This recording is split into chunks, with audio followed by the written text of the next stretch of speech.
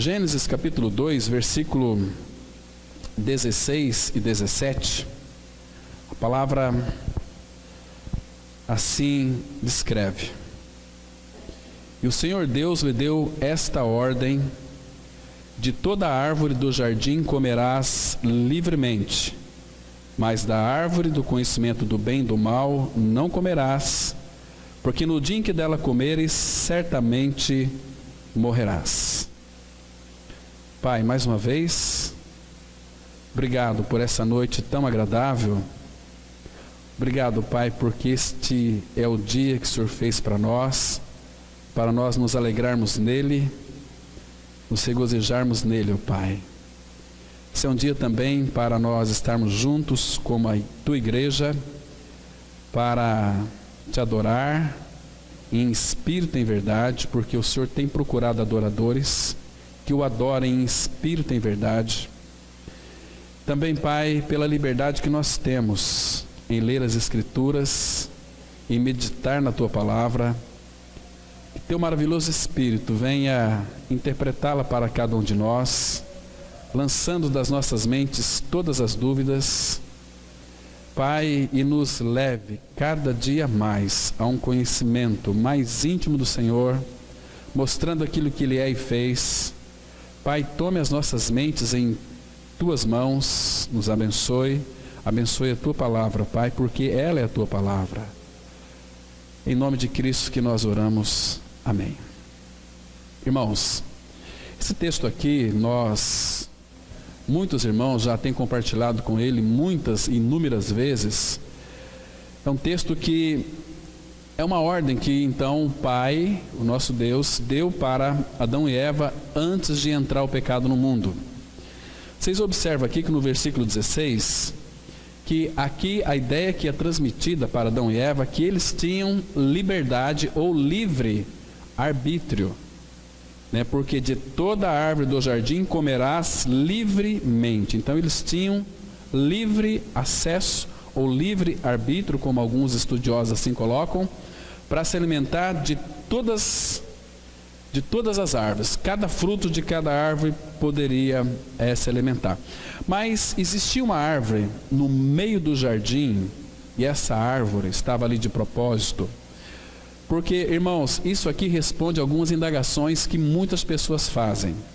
Sendo Deus onisciente, Ele que já sabia que o homem iria pecar, e alguns argumentam, mas por que, sendo Deus onisciente, por que Deus então não proibiu que o homem tocasse naquela árvore, comesse daquele fruto e se tornaria um pecador? Exatamente por esse fato, porque Deus queria um homem com uma volição livre para ele mesmo. Tanto é também que no meio do jardim Deus havia colocado uma árvore, chamada árvore da vida. O desejo do Pai era que o homem voluntariamente pudesse ir na árvore da vida, que é uma figura tão linda de Cristo, e comesse daquele fruto. Então o homem viveria eternamente, teria a natureza divina dentro de si. Então o homem teve tão somente o fôlego das vidas, porque quando Deus fez um homem, soprou nas suas narinas o fôlego das vidas. O homem então passou a ser uma alma vivente. Mas o pecado entrou no mundo, porque nós sabemos aqui a sequência no capítulo 3, vai dizer que Adão e Eva, a mulher, vendo que aquela árvore era uma árvore agradável aos olhos, uma árvore desejável para dar entendimento, tomou-lhe do fruto e comeu, e deu também ao marido, e ele comeu. Interessante, irmãos, que Deus disse que naquele instante em que eles comessem do fruto da árvore do conhecimento do bem e do mal, eles certamente morreriam. E nós sabemos, Gênesis 3:7, que os olhos deles foram abertos, e eles perceberam então que estavam nus. O pecado, irmãos, faz com que o homem volte para si mesmo, para que ele se perceba, para que ele tenha um conhecimento de si mesmo. Mas nós sabemos, irmãos, segundo o profeta Isaías capítulo 6, que nós nem a nós mesmos nos conhecemos. Entende? O pecado fez um estrago tão grande no ser humano que tornou o ser humano muito esquisito, muito problemático.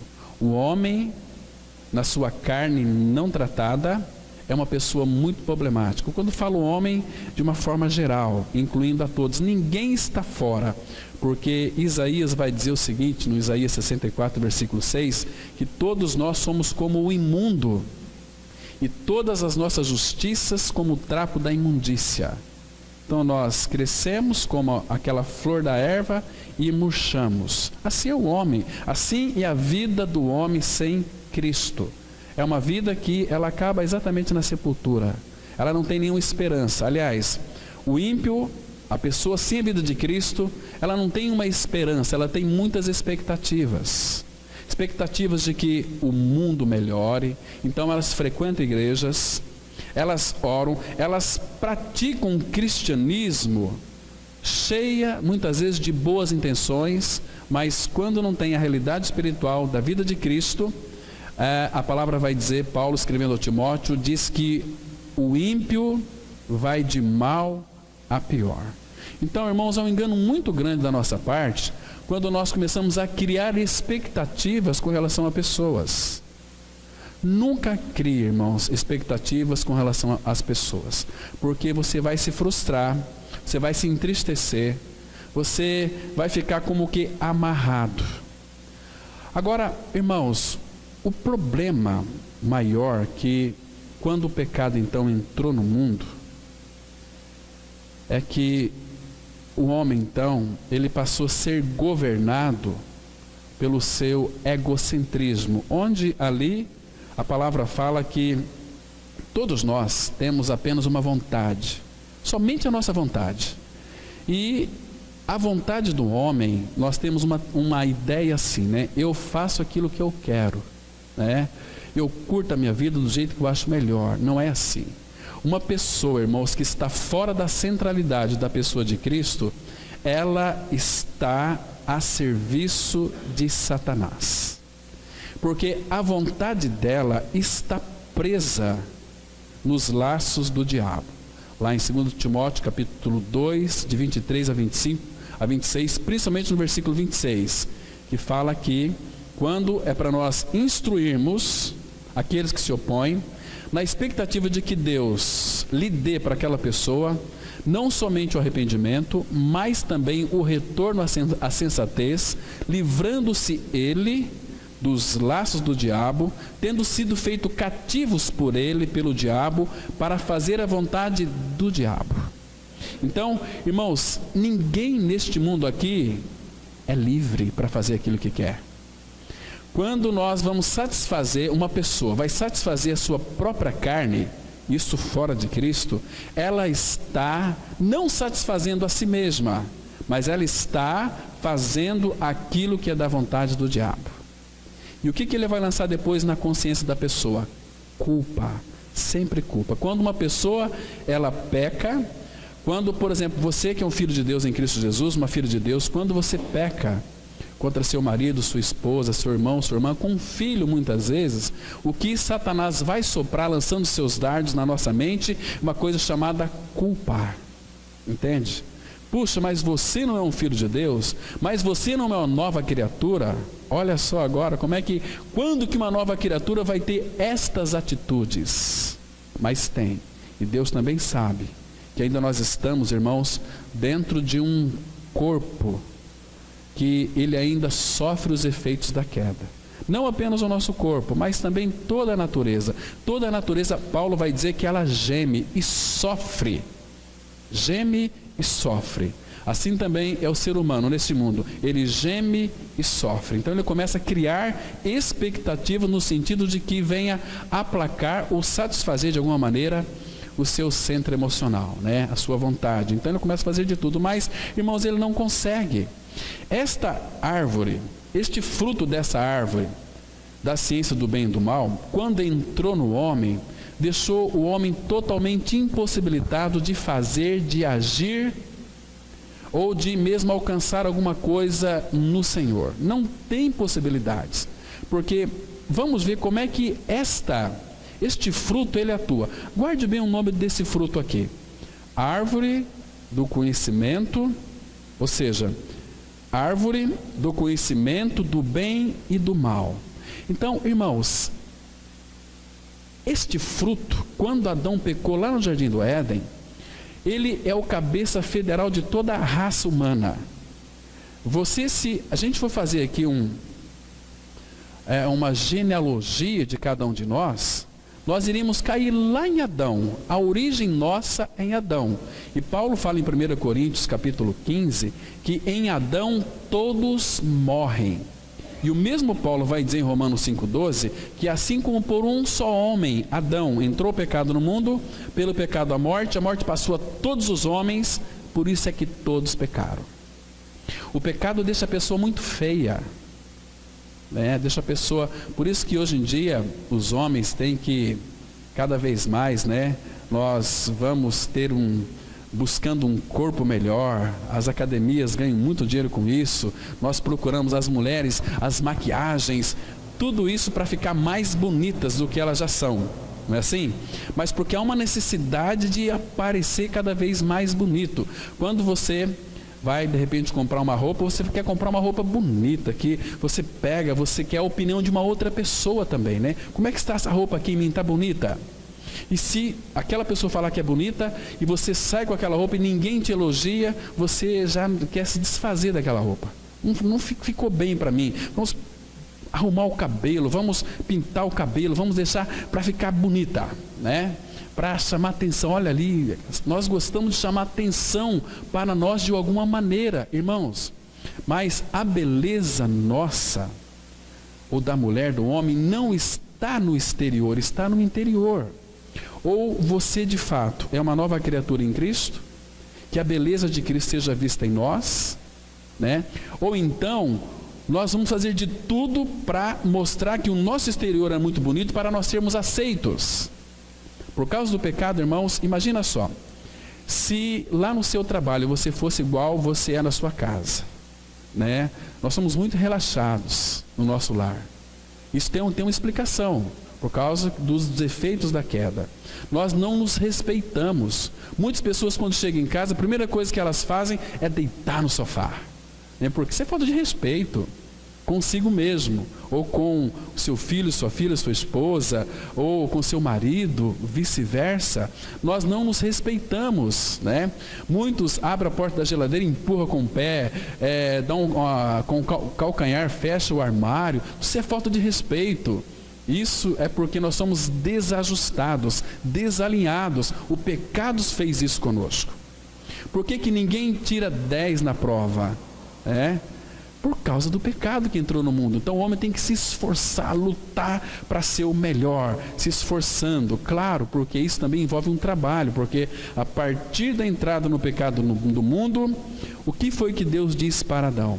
Com o suor do seu rosto ganharás o pão. Deus nunca quis que fosse assim, mas por ele ser justo, ele diz o seguinte: olha, no dia em que dela comeres, certamente morrerás. A morte entrou no homem. Então, agora esta morte, o homem que é um homem carnal, o homem carnal é todo homem que não é um homem espiritual, que não tem a natureza divina.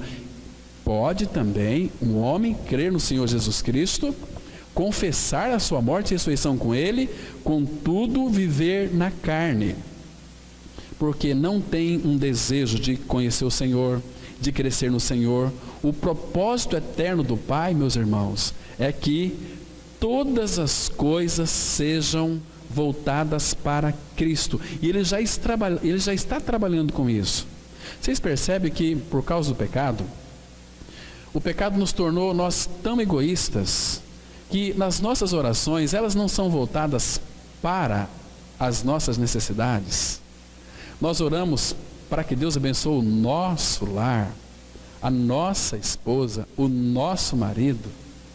Será que nós temos orado, irmãos, para que Deus então nos corrija, para que Deus então nos capacite, nos habilite para que nós sejamos cooperadores com Ele em seu eterno propósito? Por que nós não oramos assim? Porque nós somos muito egoístas. A nossa carne precisa ser tratada pela cruz, né? Então, desde que o pecado entrou no mundo, essa árvore do conhecimento do bem e do mal está atuando na vida do ser humano.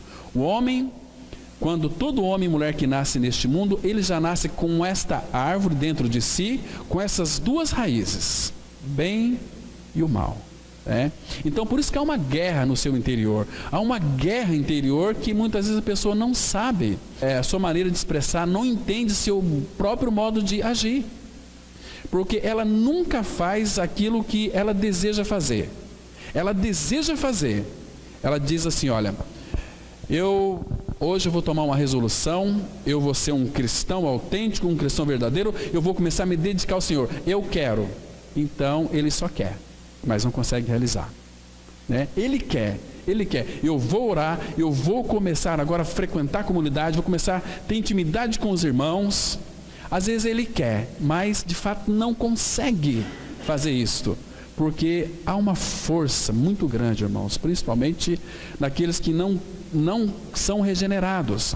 Abra sua Bíblia, irmãos, lá em Romanos capítulo 7, e depois então que o pecado entrou no mundo, Deus colocou uma coisa que tornou muito pior a situação ainda do homem, porque Deus colocou uma coisa chamada lei. A lei era para que o homem chegasse ao fim de si mesmo, né?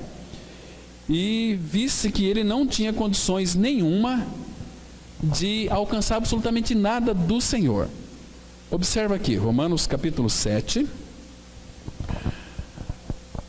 Paulo, ele vai contar uma experiência aqui, irmãos, sobre a questão da lei, que isso aqui fazia com que Paulo vivia numa guerra, mas o contexto diz o seguinte, Romanos 7, versículo 5, ele fala assim: porque quando vivíamos segundo a carne, as paixões, presta atenção, não é que Paulo vivia hoje, ele diz assim: quando vivíamos segundo a carne, as paixões pecaminosas, postas em realce pela lei, operavam em nossos membros, a fim de frutificarem para a morte. Entende? Paulo está aqui, nesse contexto, nós vamos ler alguns versículos, está mostrando que, de fato, as paixões pecaminosas, elas eram postas em realce pela lei. A lei, quando foi dada para o homem pecador, irmãos, quando o homem ele é convencido do seu pecado, quem vai fazer isso é o Espírito Santo, mas para isso é necessário que preguemos contra o pecado, que o pecado é nojento, que o pecado é terrível, que o pecado ofende tanto a Deus, que Deus não pode ter comunhão com o homem que está no pecado, não há possibilidade. Por isso que ele enviou Cristo, porque não tinha outra solução. Naquele concílio eterno, a palavra fala que Deus estava em Cristo, reconciliando consigo o mundo e não imputando a nós as nossas transgressões. Irmãos, isso é maravilhoso. O Pai providenciou uma salvação eterna através da pessoa do Filho, porque Ele queria habitar no homem. Assim como Ele queria que Adão comesse do fruto da árvore da vida e pudesse ter a natureza de Deus dentro de si, mas não tinha. Ele tinha um sopro das vidas, que lá no hebraico, quando fala que Deus então soprou nas suas narinas fôlego de vida, ali é fôlego no hebraico, fôlego das vidas. O homem se tornou então alma vivente, mas o homem não tinha, Adão não tinha a natureza de Deus. Isso muitos irmãos também concordam com este fato. Era necessário então agora o homem ser regenerado, mas a condição do homem, irmãos, é terrível, porque lembra daquele fruto do bem e do mal? Então isso aqui deixava Paulo quando ele vivia na carne. Então isto, a lei, quando foi colocado diante dele, ele se viu desesperado: miserável homem que sou, quem me livrará do corpo desta morte? Corpo da morte. Então nós temos um corpo da morte.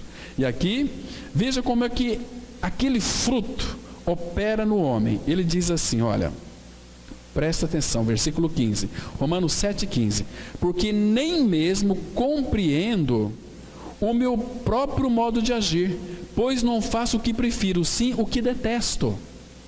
Entende? Como Paulo sofria quando vivia na lei. Entende?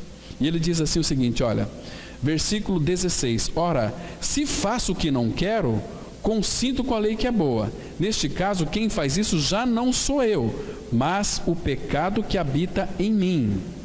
Agora, olha o 18, irmãos, presta atenção. Isso, irmãos, nós temos que rogar ao Espírito que Ele revele isso para o nosso coração, porque enquanto o Espírito não revelar isso no nosso coração, nos convencer, como está escrito aqui no versículo 18, porque Paulo diz assim, porque eu sei que em mim, isto é, na minha carne, não habita bem nenhum. Na nossa carne não habita bem nenhum, irmãos. Pois o querer o bem está em mim, não porém o efetuá-lo. O bem está em mim, porque eu já nasci com a natureza do bem e também do mal. Há uma árvore que tem duas raízes. O irmão Theodore Austin Spark, ele diz naquele livro, O Testemunho do Senhor, a Necessidade do Mundo, ele diz assim, quando Cristo morreu naquela cruz, quando Ele levou sobre si os nossos pecados, Ele não só levou a minha maldade, Ele levou também a minha bondade. Porque na nossa carne não habita bem nenhum, irmãos. Temos que rogar o Espírito para que a nossa oração tem que ser essa aqui, fala assim, Pai, me mostra como Tu me vês. Irmão, se o Pai tiver misericórdia de você, Ele vai mostrar de uma forma misericordiosa quão horríveis nós somos fora de Cristo. O homem fora de Cristo, irmãos, ele está totalmente perdido. Ele está desolado, ele não tem paz, ele não tem alegria, ele não tem vida. Então ele começa num processo de religião, começa a ler a Bíblia, começa então a criar uma série de argumentos em torno da palavra de Deus, entende? E aí ele diz o seguinte, olha só aqui, versículo 19, porque não faço o bem que prefiro. Esse bem aqui está relacionado àquela árvore. Paulo está fazendo uma ligação sobre aquela árvore lá do jardim do Éden, né? Não só a mim, mas vocês leem depois aquele livro Vida Cristã Normal, o Atmani vai dizer a mesma coisa, irmãos, tratando sobre o aspecto da lei. Porque, presta atenção, versículo 19, porque não faço o bem que prefiro, mas o mal que não quero esse faço. Porque, irmãos, há uma força poderosa aqui mostrando pela lei que o homem não é capaz de cumprir absolutamente nada e nem de fazer nada. Versículo 20, mas se eu faço o que não quero, já não sou eu quem o faz, e sim o pecado que habita em mim. Agora, irmãos, vamos analisar uma coisa. Paulo está dizendo aqui lá no contexto que quando vivíamos segundo a carne. Mas em Romanos 6, o apóstolo Paulo, ele diz o seguinte, olha, comparando aqui esse versículo aqui, olha, mas, versículo 20, mas se eu faço o que não quero, já não sou eu quem o faz, e sim o pecado que habita em mim. Irmãos, a Bíblia explica a Bíblia, a lei da hermenêutica, a palavra explica a própria palavra. Nós não podemos pegar um texto, ficar aqui e criar aqui em cima uma doutrina, senão isso que vai acontecer mesmo, vamos criar doutrinas. Mas o apóstolo Paulo em Romanos 6, versículo 6, preste atenção nesse versículo aqui, ele diz assim, olha, só lembrando que lá em João 1, versículo 29, o que João disse a respeito de Cristo quando viu? Jesus, Ele é o Cordeiro de Deus que tira o pecado do mundo. Irmãos, entenda uma coisa, pecado é uma entidade espiritual com que todos nós nascemos. E por causa do pecado, nós vamos produzir muitos pecados. Estão me compreendendo? Mas Jesus veio para tirar o pecado, esta entidade espiritual. Ele veio arrancar de nós. E como é que ele arrancou? Romanos 6,6 vai dizer o seguinte, sabendo isto, que foi crucificado com ele. Irmão, você tem que entender que lá naquela cruz, quando Cristo morreu, o meu e o seu pecado morreu com ele. Velho homem foi com ele crucificado. Para que é o propósito? Para que foi crucificado o nosso velho homem? Para que o corpo do pecado, essa entidade pecaminosa seja destruído, e não sirvamos o pecado como escravos.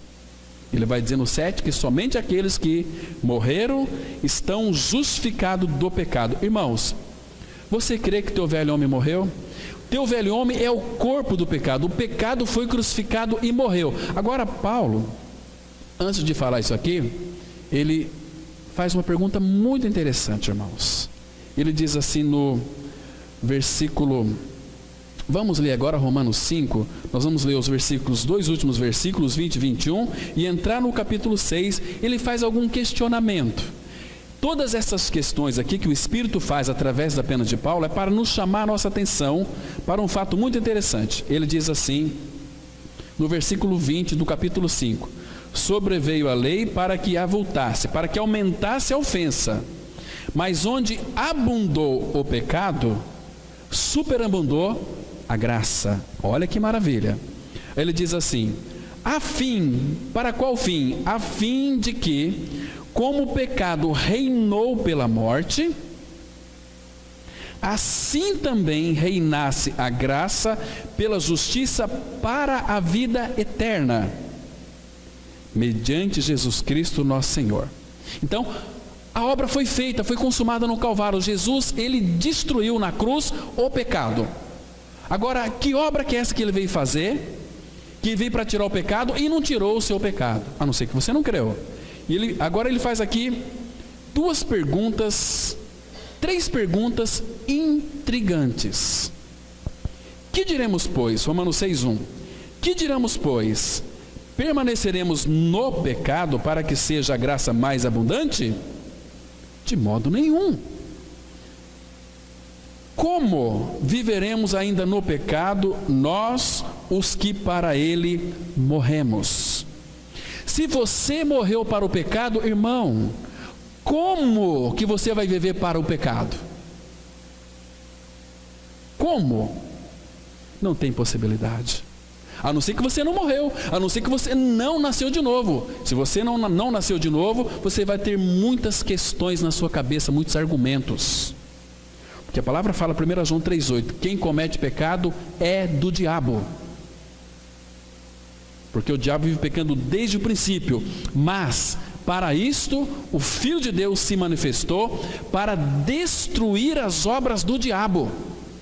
Então nós somos livres em Cristo. Se, pois, o Filho vos libertar, verdadeiramente sereis livres. Entende? Irmãos, por isso nós vemos hoje tantas doutrinas. Eu não concordo com isso, porque o irmão é isso, aquilo, pregue dessa forma, minha visão é outra, a tua visão fora da palavra é uma visão totalmente esquizofrênica, fora da pessoa de Cristo. Nós estamos perdidos, cheios de religião, cheios de tantas coisas, de doutrinas. Nós criamos doutrina, nós criamos alguns elementos humanos no nosso intelectualismo, que nós achamos que somos os melhores, né? E queremos que um grupo esteja comigo, e outro com outro, outro com outro, e assim era a igreja de Corinto. Não é assim, irmãos? Mas como, irmãos, a não ser que nós não cremos nessa verdade da palavra. Então, aquela árvore do bem e do mal tem uma influência em todos os seres humanos. Ele quer fazer o bem, mas o mal não deixa. Porque é mais forte ainda, Deus colocou a lei para trazer mais desespero para o homem ainda. E Paulo aqui, quando de fato ele conheceu isso, ele ficou realmente desesperado, a ponto de dizer, miserável homem que sou. Irmãos, preste atenção que ele diz aqui o seguinte, olha, agora no capítulo 7, versículo 24 em diante, ele diz assim, desventurado homem que sou, quem me livrará do corpo desta morte? Graças a Deus por Jesus Cristo nosso Senhor, de maneira que eu de mim mesmo, com a mente, sou escravo da lei de Deus, mas segundo a carne, da lei do pecado. Irmãos, você leu o contexto aqui, peça ao Senhor, vá buscar os pés do Senhor, porque, irmãos, se nós de fato não crermos Eu queria que vocês lessem, irmãos, aquele livro Vida Cristã Normal de Watchman Nee. Ele vai tratar disso de uma forma tão linda, tão profunda, tão preciosa, tão esclarecedora, irmãos.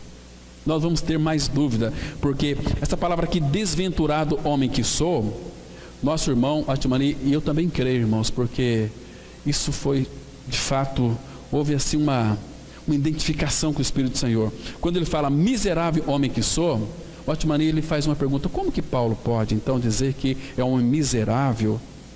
Então aqui ele chegou à conclusão de que quando vivíamos na carne, vivíamos segundo a carne, as paixões pecaminosas postas em réus pela lei operavam em nossos membros a fim de frutificarem para a morte. E ele vai dizer o seguinte: olha, como que essa desventurança pode, de fato, estar no Filho de Deus? Não, irmãos. Quando nós de fato nascemos de novo, quando o nosso pecado foi crucificado com Cristo, quem que habita agora em nós é Cristo. Nós não estamos mais subjugados à lei, como muitos crentes de cabeça de minhoca ainda afirmam isto, porque senão esse versículo aqui de Romanos 6,14 não teria nenhum sentido. A palavra de Deus diz assim: porque o pecado não terá domínio sobre vós. Por que ele não vai ter mais domínio? Pois não estáis debaixo da lei, e sim da graça. Nós temos que entender essa palavra graça, irmãos. Nós não estamos debaixo da lei, e sim da graça. Aqui precisa de revelação, não de conhecimento intelectual apenas. Se isso aqui não descer para o coração, a pessoa nunca vai descansar. Ela vai ser sempre uma pessoa problemática e nunca vai edificar o corpo de Cristo, só vai trazer problema para o meio do povo de Deus. Morremos para o pecado. Se nós morremos para o pecado no corpo de Cristo na cruz, então o pecado não pode ter mais domínio, porque aquela entidade foi removida de nós. Foi ou não foi? Você crê que seu pecado na cruz foi removido? Ou não foi? Ou você ainda continua sendo um pecador? A Bíblia diz que não. Onde é que está, a partir do novo nascimento, que afirma que nós somos pecadores? Nós éramos pecadores, mas hoje, 1 João 3,1, a palavra fala assim: vede que grande amor nos tem concedido o Pai, a ponto de sermos chamados filhos de Deus. E de fato nós somos filhos de Deus. Por quê? Porque Cristo habita em nós. Eu já estou crucificado com Cristo, eu morri com Cristo. Por isso, não sou eu quem vive, mas Cristo vive em mim. Se não é mais você, cadê você? Cadê o seu pecado? Como muitos afirmam assim: não, eu sou um pecador salvo pela graça. Isso não existe na Bíblia, irmãos. Existe que o velho homem foi crucificado, a natureza perversa foi crucificada e foi morta. Agora nós ressuscitamos juntamente com Cristo. O Pai fez isso e nos fez assentar nos lugares celestiais em Cristo Jesus. Abra em Romanos capítulo 8, versículo 3. Romanos 8, verso 3. Porque não depende de você fazer, é aquilo que Cristo fez, é aquilo que o Pai fez em Cristo. Veja só aqui, Romanos 8,3: porque o que for impossível à lei, no que estava enferma pela carne, irmãos, nós não tínhamos condições de cumprir lei, coisa nenhuma. Nossa carne é enferma, pecaminosa, mas era impossível a lei no que estava enferma pela carne. Olha a palavrinha que aparece aqui agora: isso fez Deus. Foi Ele quem fez, não foi você, não foi eu. Isso fez Deus, enviando o seu próprio Filho em semelhança de carne pecaminosa, e no tocante ao pecado, como efeito, condenou Deus na carne o pecado, a fim de que o preceito da lei se cumprisse em nós, que não andamos segundo a carne, mas segundo o Espírito. Está vendo aqui, irmãos? Se nós estamos no Espírito, andemos segundo no Espírito. Irmãos, o pecado não tem mais nada a ver conosco. Fomos crucificados, ele foi removido. A Bíblia diz que ele morreu. O corpo do pecado foi destruído definitivamente e uma vez por todas. Agora, quem que governa a nossa vida? É Cristo. Agora a pergunta deve ser o seguinte: é Cristo quem governa a minha vida ou eu mesmo? Porque se você tentar viver o cristianismo na energia da tua carne, irmão, você vai caminhar para a morte. Porque aqui próprio Romanos, ele diz assim, olha, presta atenção aqui. versículo 6, Romanos 8, 6. Porque o pendor, ou seja, a inclinação da carne, dá para a morte, mas o do Espírito para a vida e paz. Por isso o pendor da carne é inimizade contra Deus, a inclinação da carne. Então por isso que eu vou dizer aqui para vocês aquilo que o nosso irmão disse lá no congresso de Novo Nascimento. Ele disse assim, o irmão Luiz, olha, se você é um filho de Deus e a tua carne não foi tratada, aquilo que não foi tratado na sua vida irá lhe destruir. Irmãos, agora você senta hoje na sua casa, pega lá um caderninho e anota os teus vícios e veja se eles foram tratados ou não. Se não foi tratado, coloque isso diante do Senhor, para que Ele opere a cruz profundamente, erradicando todas essas raízes malignas, esses resquícios do velho homem. O velho homem foi crucificado, mas a nossa mente, irmãos, a nossa alma, ela é muito complicada, entende? Então, ela tem uma tendência de se inclinar para satisfazer os nossos desejos. Então, nós começamos a se auto-justificar em muitas coisas que muitas vezes nós não concordamos no meio do corpo de Cristo. E muito cuidado, irmãos, quando você imprime a sua mão na igreja. Nenhum homem tem esse direito de imprimir a sua mão na igreja para deixar suas marcas ali. Não, a igreja é do Senhor, Ele é que governa a vida da igreja, o corpo de Cristo. Não é pastor, não é pregador, nada. É Cristo, o Senhor. Ele vai fazer isso pelo Espírito Santo.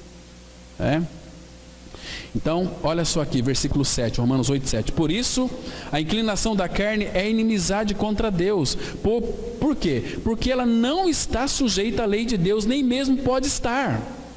Portanto, os que estão na carne não podem agradar a Deus. Vós, porém, não estáis na carne, mas no Espírito, se de fato o Espírito de Deus habita dentro de vós. E se alguém não tem o Espírito de Cristo, esse tal não é dele. Está vendo aqui? Agora, se porém Cristo está em vós, o corpo na verdade está morto por causa do pecado, mas o Espírito é vida por causa da justiça. Que lindo é isso aqui, amados. Então, graças ao Senhor, porque Ele colocou a lei, não para que nós cumpríssemos a lei, Ele esperava que nós a transgredíssemos, e foi isso exatamente que aconteceu. Transgredimos a lei, nós sabíamos que tinha alguma coisa errada conosco, até que um dia o Espírito Santo abriu os nossos ouvidos, e a gente pôde crer que na cruz, no corpo de Cristo, o nosso velho homem foi crucificado, o corpo do pecado foi destruído, e os meus pecados que eu havia cometido anteriormente, o sangue de Cristo não apenas me perdoou, não apenas lavou, mas Ele me purificou de todos os meus pecados, e eu sou livre nele.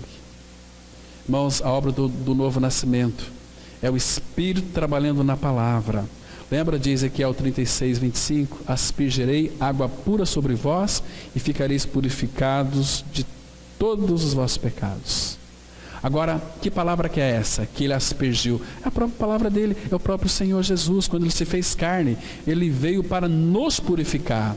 Por isso que 1 Pedro 1,23 diz assim: vocês foram regenerados não de semente corruptível, mas da incorruptível, mediante a palavra de Deus, a qual vive e permanece para sempre.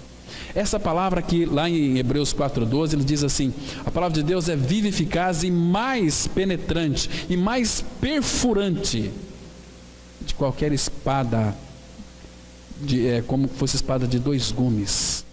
Ela entra cortando, levando à morte, e ao outro gume trazendo ressurreição.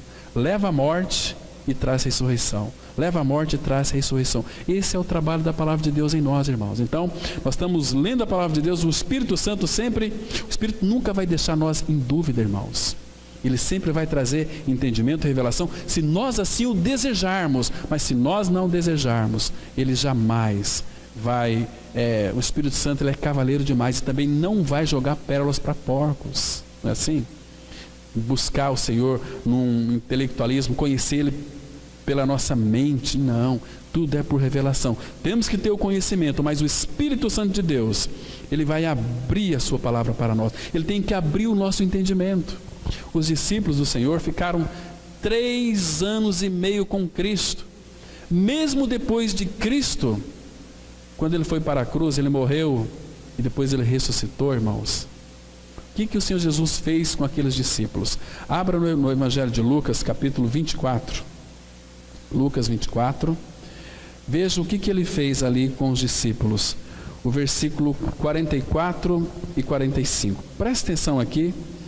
Essa oração que nós temos que pedir para Ele, chegar aos pés dEle e dizer o seguinte: Senhor Jesus, abra meu entendimento para que eu compreenda as Escrituras Sagradas. É Lucas 24, versículo 44. A palavra, ela assim se expressa. A seguir, Jesus lhes disse: são estas as palavras que eu vos falei, estando ainda convosco. Olha o que Jesus falou quando estava ainda com eles, em carne ali. Importava se cumprisse tudo o que de mim está escrito na lei de Moisés, nos profetas e nos salmos. Então, tudo que está escrito na lei de Moisés, nos profetas e nos salmos, se resume em uma coisa apenas: que Ele morreu, foi sepultado e ressuscitou. Suprassumo do Evangelho. E aqui, veja o que Ele fez no versículo 45. Então lhes abriu o entendimento para compreender as Escrituras. Ponto e vírgula, aí o assunto segue. Jesus abriu o quê? O entendimento para que eles compreendessem as Escrituras.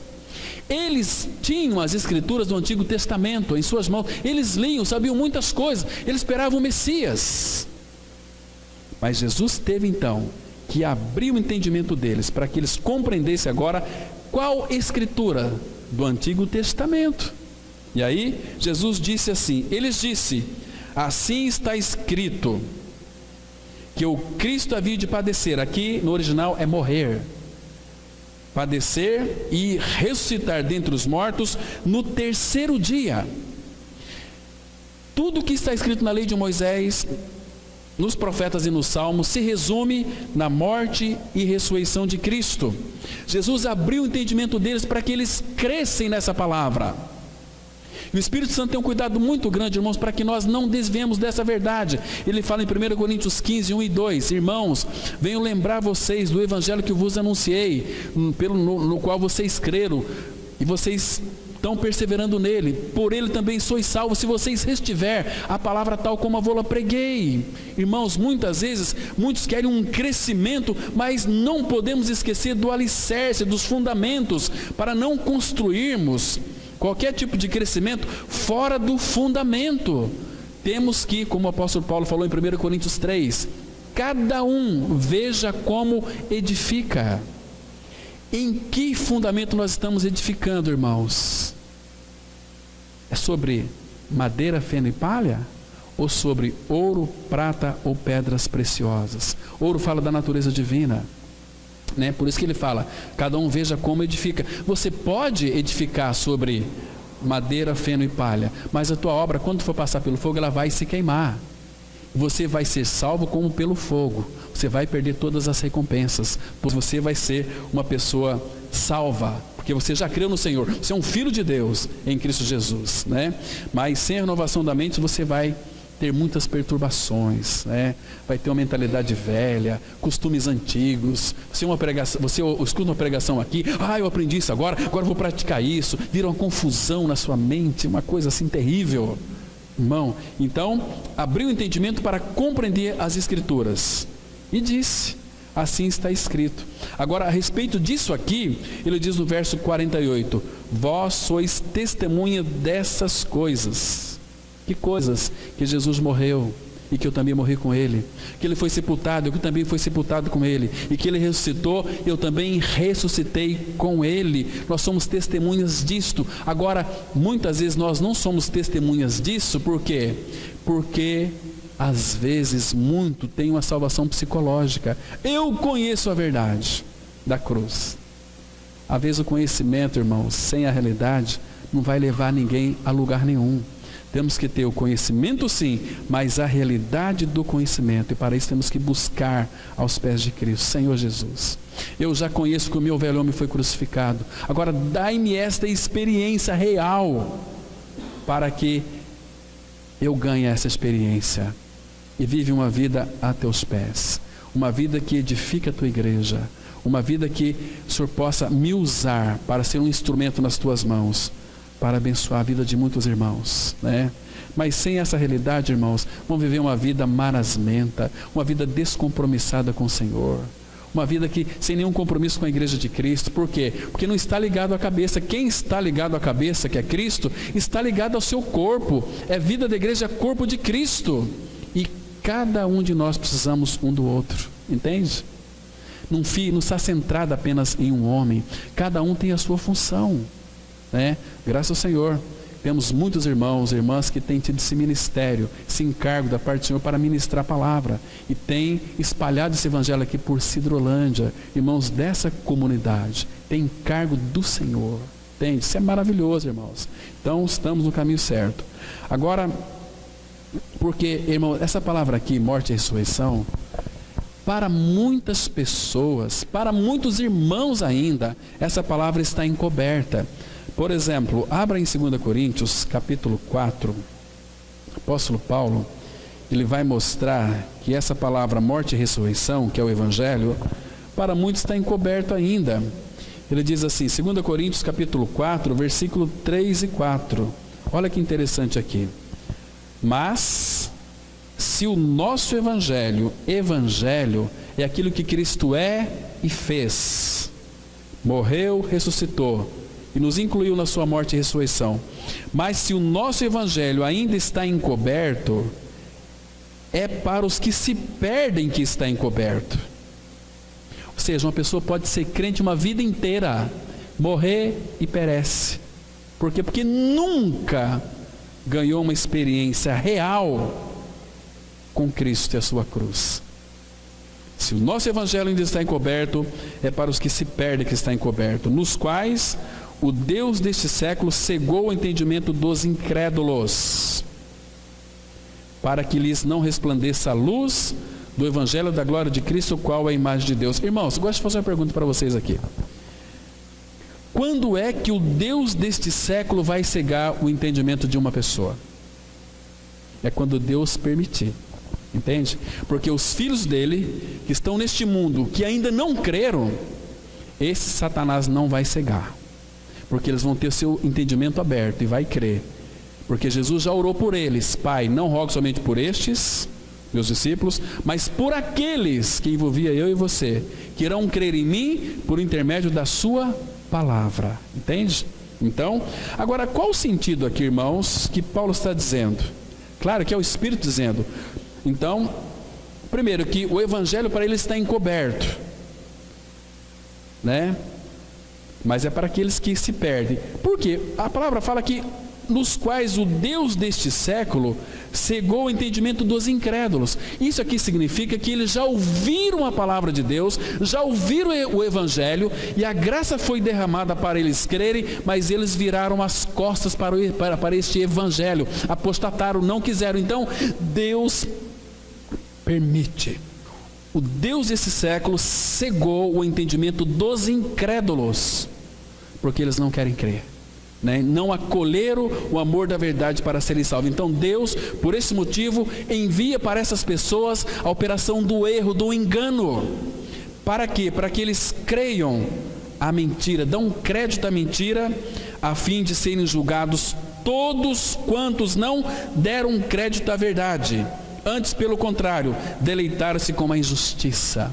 Quando o Evangelho é pregado, levantaram uma série de argumentos. Eu não concordo com isso, não, assim é errado. Questões de palavra, contendas de palavra, estão perecendo, só que estão cegos. Outras coisas ocupam o lugar de Cristo na vida dessas pessoas. Será que esse não é o seu caso, irmão? Será que esse não é o seu caso? Nós temos uma convicção de que fomos salvos por este Evangelho, ou temos apenas conhecimento que o velho homem foi crucificado e morto?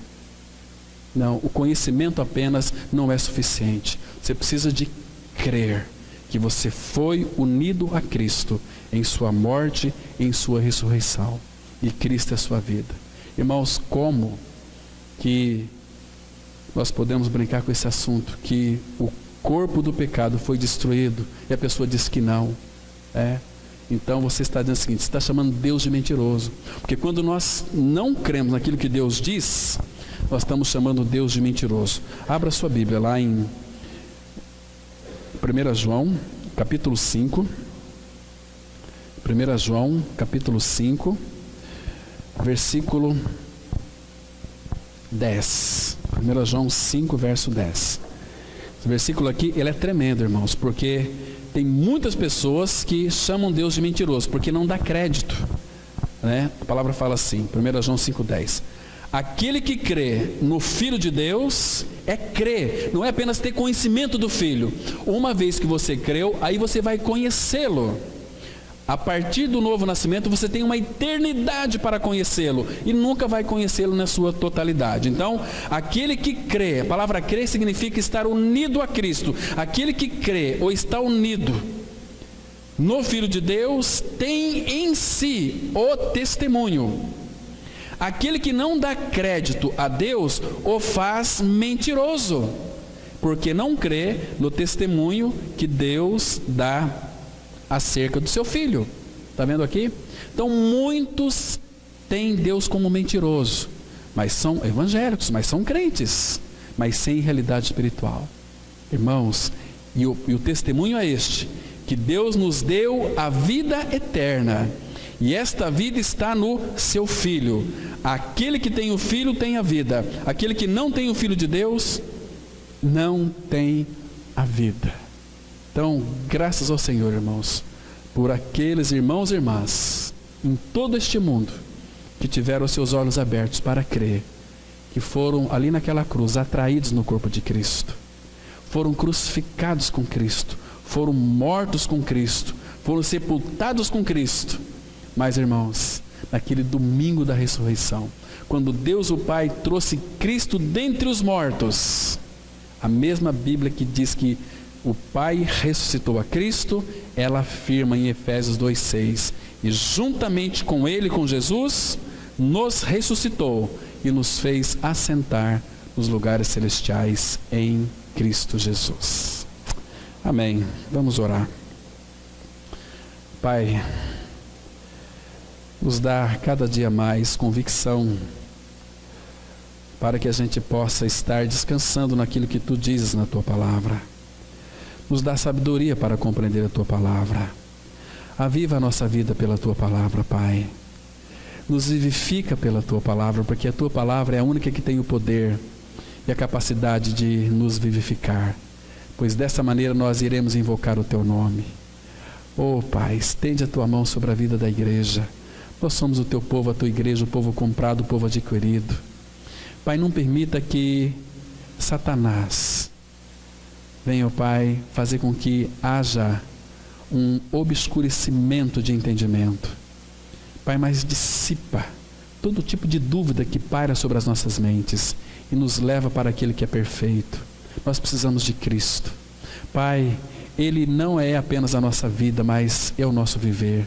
E que Ele também seja formado em cada um de nós, ó Pai, para que nós alcançamos uma vida plena com o Senhor, uma vida de maturidade espiritual, uma vida que seja totalmente governada por Ele, Pai.